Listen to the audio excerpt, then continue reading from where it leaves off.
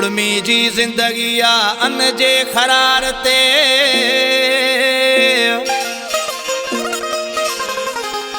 अदा गिदड़ जी जिंदगी आ चूरे शिकार ते भाऊ दादन जी जिंदगी आ सोहणन जे दीदार ते नई गाड़ी थी सिर माराए पुरानी थी खर्चो कराए काॾे वञे इंसान ॾाढो ॾुखियो आहे जहान हर माण्हू आहे परेशान ॾाढो ॾुखियो आहे जहान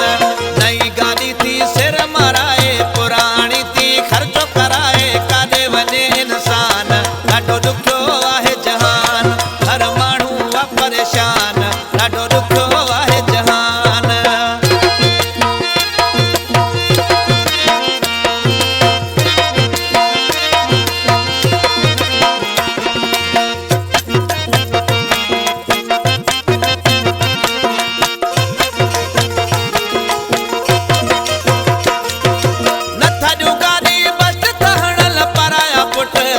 था खणन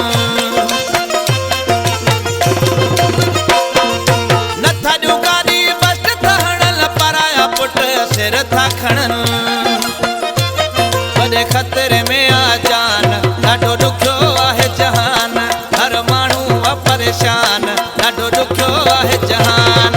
नई गाॾी थी सिर माराए पुरानी थी ख़र्चो कराए काॾे वञे इंसान ॾाढो ॾुखियो आहे जहान हर माण्हू आहे परेशान ॾाढो ॾुखियो आहे जहान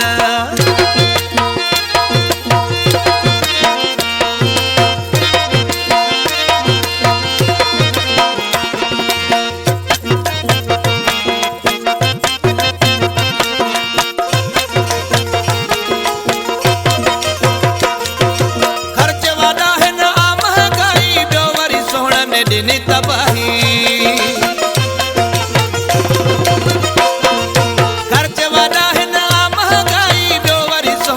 ॾिनी तबाही के लुटिजी विया जवान ॾाढो ॾुखियो आहे जहान हर माण्हू आहे परेशान ॾाढो ॾुखियो आहे जहान नई गाॾी थी सिर माराए पुरानी थी ख़र्चो कराए काॾे वञे इंसान ॾाढो ॾुखियो आहे जहान हर माण्हू आहे परेशान ॾाढो ॾुखियो आहे जहान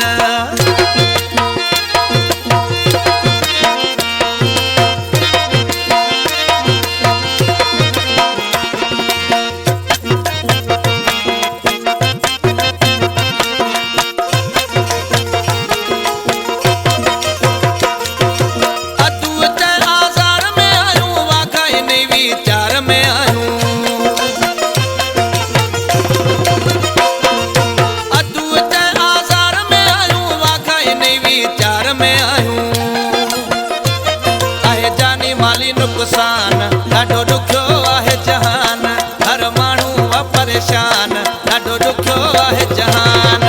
नई गाॾी थी सिर माराए पुरानी थी ख़र्चो कराए काॾे वञे इंसान ॾाढो ॾुखियो आहे जहान हर माण्हू आहे परेशान ॾाढो ॾुखियो आहे जहान